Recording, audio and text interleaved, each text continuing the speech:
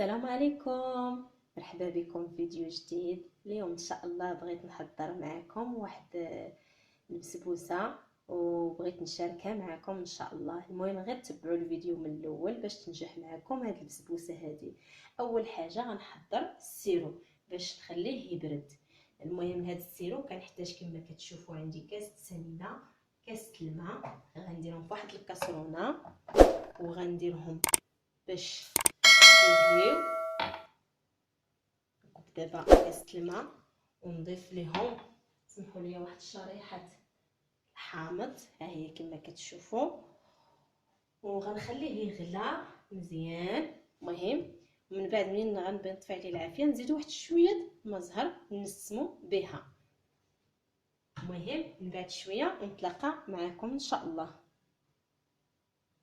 دابا غنديها تغلى فوق نار مهيله. دابا غنمشي نحضر هاد البسبوسه هادي. بالحق هاد البسبوسه راه غنديروها بالكريمه. دابا اول حاجه غنحضر خليط البسبوسه. المهم هاد الخليط كنحتاج هنا كما كتشوفوا جوج كيسان تقريبا. هاد الكاس بحال كاس العنبه، جوج كيسان مملوئين مزيان، كاس الحليب، كاس الزيت، نصف كاس السنيده كما قلت لكم. وكنعاود نقولها، راه انا ما كناكلش الحلاوه بزاف، يعني خصكم ديروا كاس لاروب، ولكن انا كنفضل تكون ناقصه شويه في الحلاوه. مع غنسقوها بهذاك السيرو.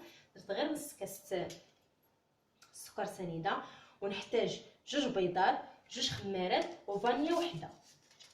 المهم اول حاجه غندير البيض نضربو مع سنيده. بسم الله. دابا راه درت السيرو يغلى،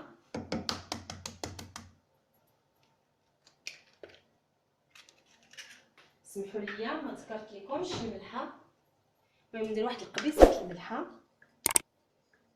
بسيطه، وغنضيف دابا واحد الفانيا،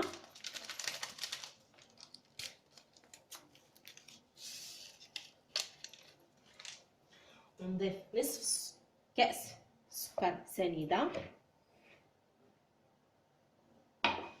ونقرب هاد العناصر هادو. بسم الله.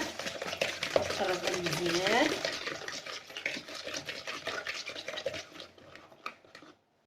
من بعد ما طربت البيض مع السكر السنيده مع واحد الفانيا وشويه الملحه، غنضيف كاس الزيت كما كتشوفوا، ونضيف كاس حليب،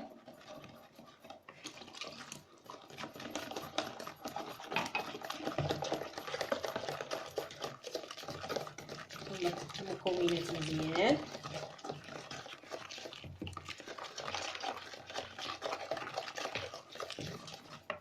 نضيف السميده شويه بشويه. بسم الله.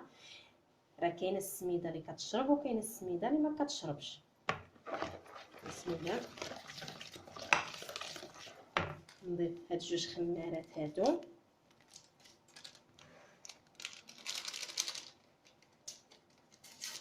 بسم الله.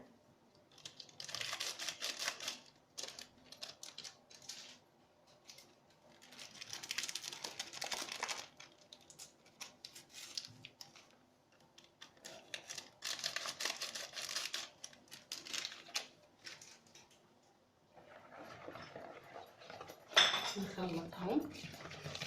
عاداش غنضيف ديك الكميه اللي بقات ليا من السميد.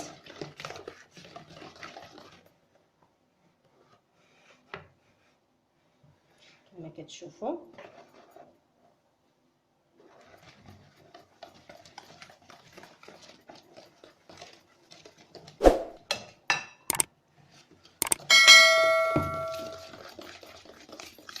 الخليط كيجي على هذا الشكل هذا.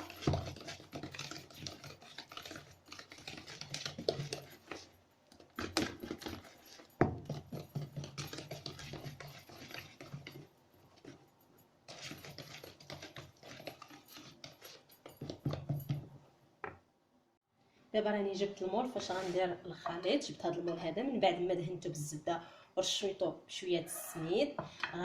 نكب غير شويه، يعني ما غاديش ندير الخليط كامل، غندير غير نصو ونصو غنحتفظ به. غتشوفوا معايا غير ما نتبعوا الفيديو من الاول. بسم الله.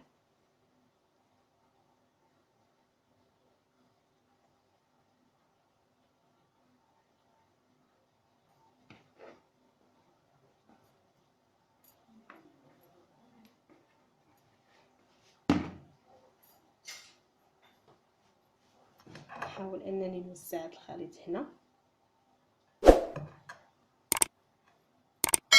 دابا كما كتشوفوا معايا غندخل هذا الخليط للفرن. غنشعل ليه غير من التحت، يشد غير فراسو، ما نخليهش حتى يحمر من التحت، يشد فراسو. ومن بعد غنخرجو. ودابا غنمشيو نحضروا الكريمه. ودابا ندخل هذه الفرن على نار مهيله. وكما كتشوفوا راني خليت نص الخليط هنايا. المهم الا شرب لينا ولا شي حاجه ملي غنبي نديرو في الطبقه الثالثه راه يمكن لينا نزيدو الحليب على حساب السميده. دابا ندخل هذا الطبقه الاولى دابا تتشد فراسها، عادش نخرجها ونمشيو نحضروا دابا الكريمه ان شاء الله. دابا كما قلت لكم غنحضروا الكريمه. هنا عندي كما كتشوفوا راني درت نص لتر ديال الحليب في هذه الكسرونه هذه، يعني هي فاش غندير الكريمه. المهم غنضيف لهذا الحليب هنايا كما كتشوفوا 2 معالق سنيده،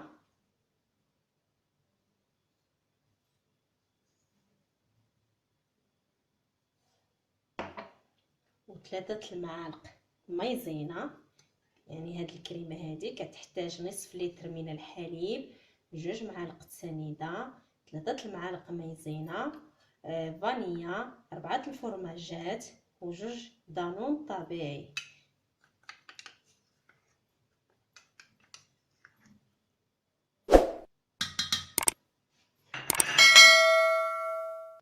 نخلط هاد مايزينا والحليب وسنيده. غنضيف ليهم هاد الفاني هادي،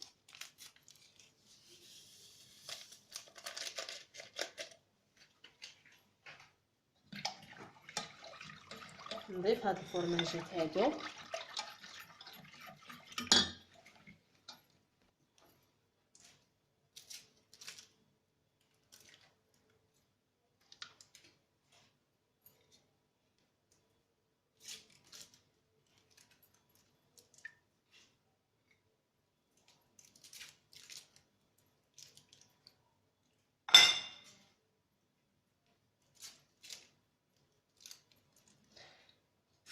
نخلط هاد المكونات هادو مع بعضياتها.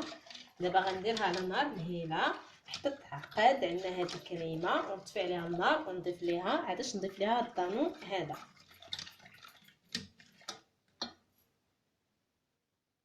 كيف ما كتشوفوا معايا من بعد ما وجدت لي الكريمه غنضيف ليها هاد الطانون. بسم الله. طبيعي، طانون طبيعي يعني بدون سكر. بسم الله.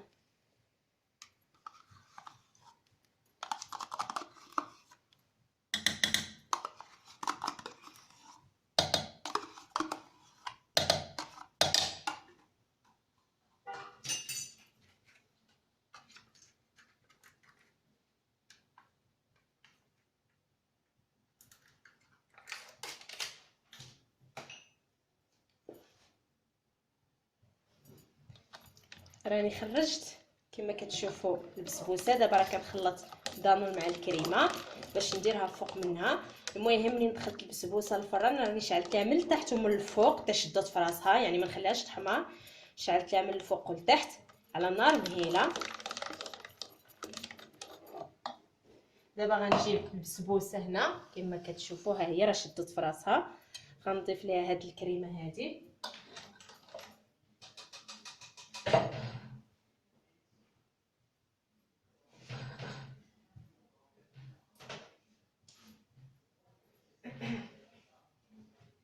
بسم الله.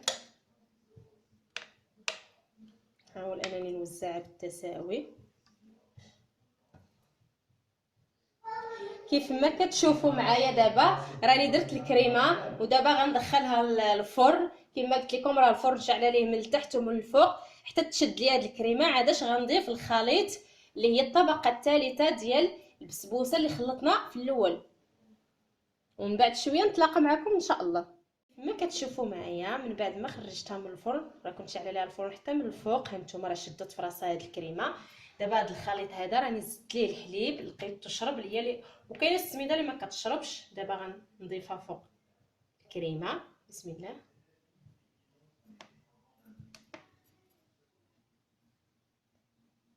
هانتوما كما كتشوفوا معايا من بعد ما تحمرت من الفوق وتحمرت من التحت، دابا غنجيب السيرو. دابا حتى هي سخونه، جبت داك السيرو اللي حضرت معكم في الاول. السيرو كيكون بارد، غنسقيها دابا بالسيرو وهي سخونه. السيرو يكون بارد وهي سخونه.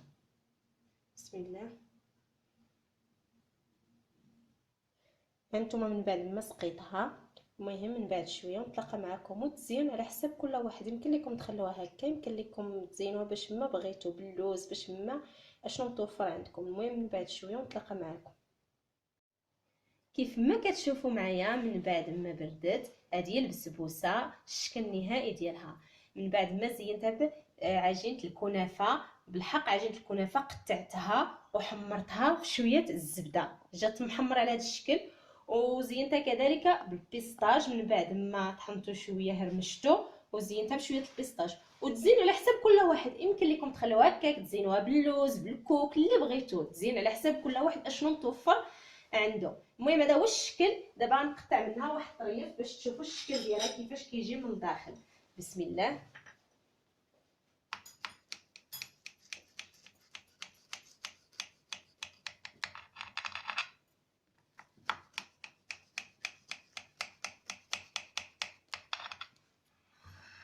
نديروها مربعات صغار بهذا الشكل هذا.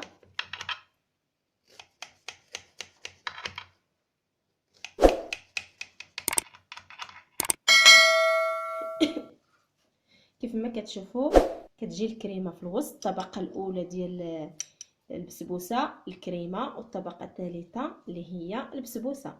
المهم تبعوا غير الفيديو من الاول حتى الاخر.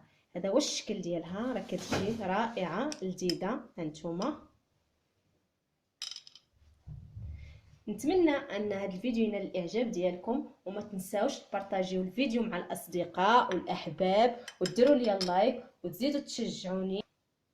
واي حاجه لاحظتوها فيدوني بالتعليقات ديالكم، وديروا اللايك وجرس باش يوصلكم كل جديد. وشكرا بزاف على التشجيعات ديالكم.